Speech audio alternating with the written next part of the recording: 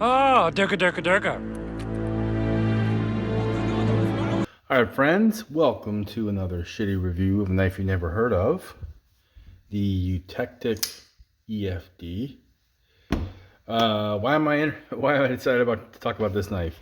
This is a really nice knife that just kind of occupies a very understated, middle of the pack part in my collection, and I just felt like I should do a video about just a good knife that no one seems to talk about, that isn't super flashy, but is maybe is a is a significant step up from what you're going to get at Walmart or whatever. So this is Eutektik is a brand from a guy named Liang Ma, who's a high-end knife designer. His stuff is, in the $500, $600, $700 range, but he has this budget line. He launched this line. This is before I got into the knife stuff, but I did a little bit of looking into it, and it looks like he launched it in early 2022. And there are 3 models. And this one here, there's one called the Binary that seems maybe to be the hardest one to find. It's the biggest one. There's one that's called the Trinity, and then this big blade hole here. The fidgeting is exceptional on this thing. It's in 14C28N, 3.5-inch blade, but pretty big sharpening choil. So this cutting surface is 3.15. It's thin. And it's pretty light at 3.92 ounces. Actually got some calipers, and it's about 0.45 inches, so less than half an inch thin.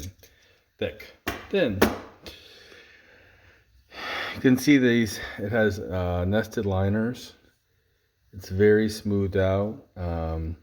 It's thin, and then even the nesting, honestly, is, when I look at that, it's kind of even better than normal, because it looks actually, the handles are significantly, the scales are significantly taller than the actual liners, and so you kind of like only see the blue, this bluish gray. You can see the liners down there, so that's kind of cool. I think it's a really attractive knife. But before I talk about that, just the size comparison stuff. Because I guess I kind of hate it when people spend a bunch of time doing the size comparison thing, but I guess if you're going to buy this thing, it is useful. I'll do the standard Spyderco Para 3, except for it's a clone, because I got rid of my real Para 3 because it was the worst knife in my collection, in my opinion. I guess whose other opinion would really matter? Whatever. So anyway, bigger, but pretty tall on the blade, just like the Spyderco thing. It is almost the same as the Civivi Vision FG. And we're talking here about both of these, are just about 8 inches, almost exactly. And then this is a knife that is the most similar knife I have to this. This is the Migron Moyarl, and it's pretty, if you like this knife, presumably if you're looking at this video and you bothered to Google or bothered to search for Eutektik, you already know about this knife. So obviously there's some shape similarities here in the blade, and just the whole the whole vibe here is pretty similar. The Moyarl has great action, but it's a little bit of a tighter feeling knife. It's also thicker. This is kind of the opposite. This one feels slightly thicker than this is 0.53.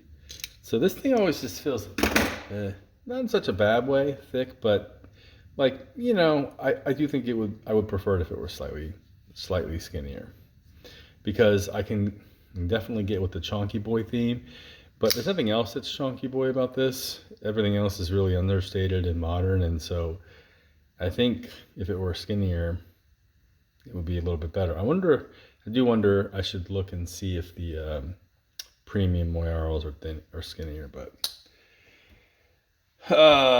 compared to the Moyaro, the action on this it feels like a lot looser. The drop on this thing is just buttery. I mean, look at that. It has some of the best action of any knife that I own. So easy thumb flick, and I'm not the best whole thumb flicker. Spidey flick is very good and easy because it's a big hole. And then I'm not a good front flipper either. My kind of hurts my thumb. But this is pretty darn easy. And this though, the reach around, yeah, the old reach around, couldn't get her done.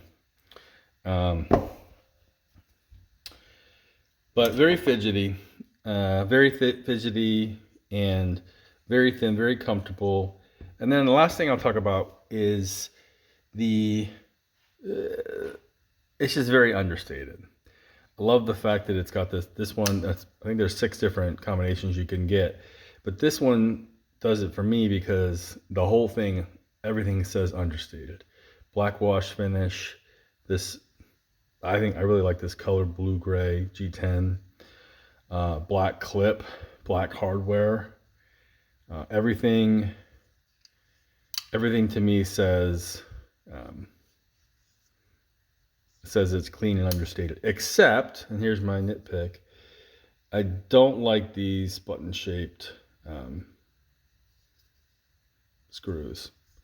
I wish that these were flat and flush. And it doesn't bother me. Like, I think the clip works well and is very functional and is a good tension and all that. And it doesn't really bother me over there, but the fact that they have these screws, it almost makes me, you couldn't take them out. They're not just decorative. But it makes me want to take them out. I don't like it. I don't like it, but that's the one thing. If this were, and I know that this is a very utilitarian knife, so it would look really great to me if there were no lanyard hole and it was right hand carry only. But I think that would kind of not be in the spirit of this knife, which just feels like super practical. So can't really nit too much about that. I wish it were a little cheaper. You can get it for about. This knife is not a super well-known knife, so it's probably why you bumbled it in this video, because why else? Like, if there were good knife reviewers who had touched it, then you'd be viewing those videos. But you can get this thing for about 60 used. I guess that's not the greatest, but it doesn't really command any kind of a premium or whatever on the secondary market, on the knife swap market. But you can only get this from like Knife Center and directly from Liangma, and there aren't any discount codes. Like, I don't think it's sold at White Mountain Knives. I could be wrong, but I don't think it's sold at White Mountain Knives. It's basically an $85 knife, and that's just what it is. So it's not quite worth it to me, but because I bought this thing for $55-60, and it was new, it was used, but it was technically used, but hadn't actually ever been cut. It was new, and I love it for that price. So it's extremely sharp. Let me get a piece of paper here. Very, very sharp. Came with this edge. It feels very, very even. So it's not the sharpest knife I've ever cut with, but it's really good for a factory edge. Everything about this knife says practical. Yeah, practical. Practical is the thing. This is a very practical knife. It's in a practical steel in 14C28N, easy to sharpen.